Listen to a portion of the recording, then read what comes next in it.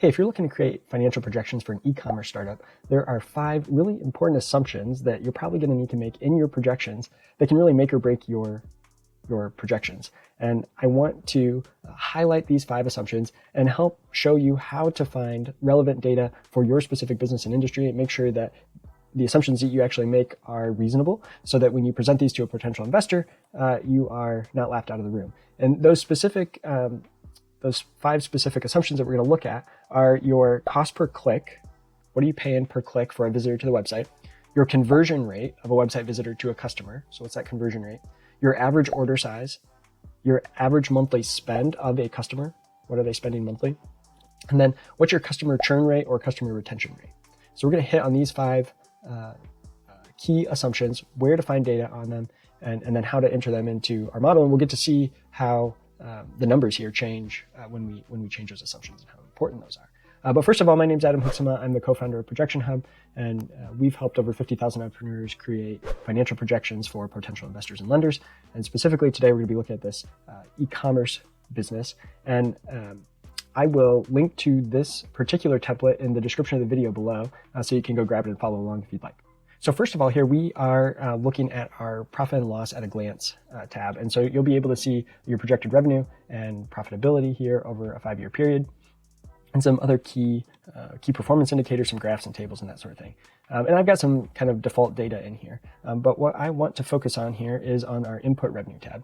And so the first key assumption to think about and do some research on is, what are you going to pay? What's the cost per click to get a visitor to your website? And this can really vary dramatically depending on what type of industry you're in. So the way to do this, and right here you can see this cost per click here, we have built into the model a $500 a month advertising budget to start out with a cost per click of $2.70. This is just some example data. Now, if you are selling mortgages online, these are high value. It's a high value transaction. That cost per click may be $20 or $30. And if you're selling, iPhone covers online for $15, your cost per click is probably got to be a lot lower than what the cost per click would be for a mortgage loan. And so what I recommend you do is go to the Google AdWords keyword planning tool, and you'll be able to enter in specific keywords related to the products or services that you're selling. And you can see what people are paying or what you should expect to pay, a range of what you should expect to pay per click. And so that's what you want to be using in this field here.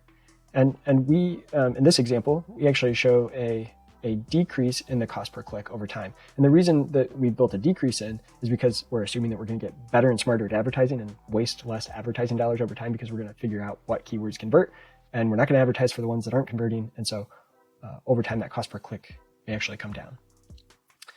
Okay, so then the next assumption to look at is our conversion rate of a website visitor to a customer.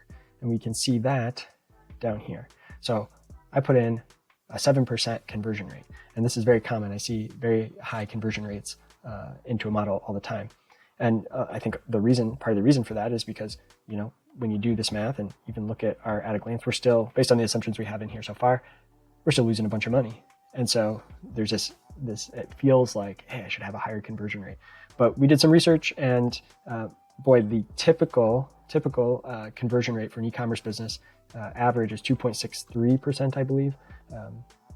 It's between that 2 to 3% range. And so we're going to put that average in there, and we can jump back and look and see, our revenues, going to be cut in half with those lower conversion rates, right? So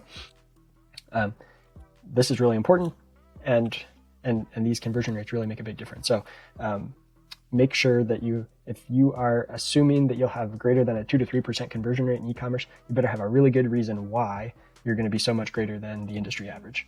All right, so then the next key assumption is the average order size. So what's the dollar amount of the average order?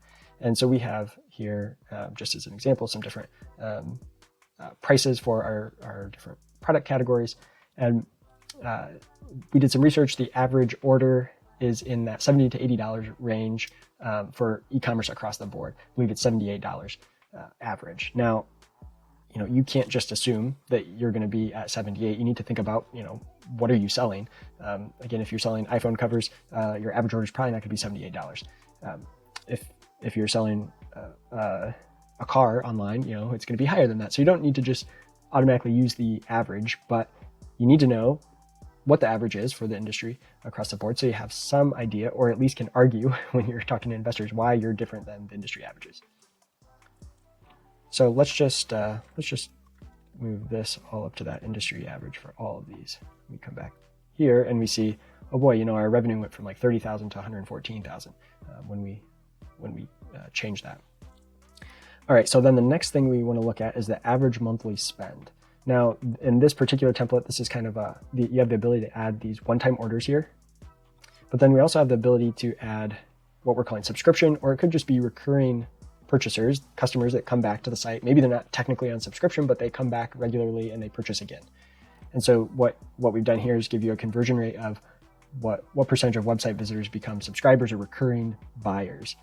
And then you have the ability to add subscription levels if it's a true subscription, or you can, again, just call it like the average monthly order for a recurring buyer is X number of dollars. And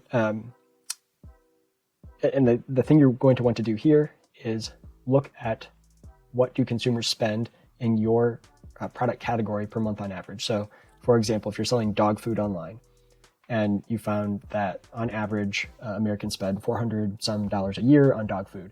And so you kind of figure out, okay, what 400 divided by 12, whatever that is that monthly dollar amount that the average American is going to spend on dog food. So if you're selling dog food and you think your average order or your average monthly spend of a customer is going to be $200, but the American average is more like $30 or $40, you better have a really good reason why you're so far out in left field here. And so that's the kind of research you want to do. These are simple Google searches on your industry. What's the average consumer spending on your product category? Make sure your assumptions are within that range. And then the last thing here is, the last key assumption is this churn rate of customers. So this is saying, and this is just for our subscriber base. So for those regular repeat customers, what percentage of them are going to basically stop repeat or stop subscribing? That's what we're looking at in this number. But also keep in mind, so just a basic Google search will show you that the average retention rate of customers in e-commerce is just 30%. In other words, the average churn rate or cancellation rate is 70%. I mean, 70% of your customers that come to your website, you do all the work to convert them, they buy once, and they'll never buy again. So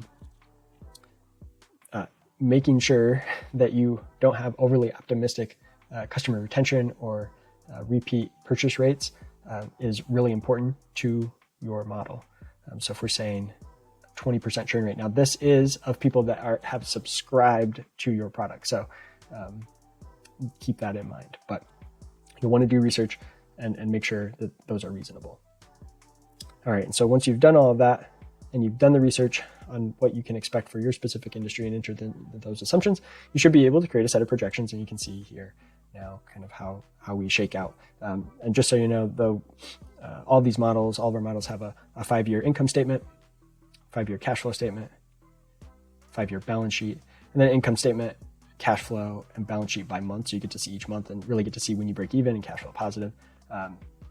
And then the last thing I would mention is just once you've done all of this, once you've done all of these, all of your projections, you've done the research, tried to build out those assumptions based on as much research as possible, take a look at what things are looking like at the end of this and say, okay, we're saying in 5 years, we're projecting $4 million in revenue.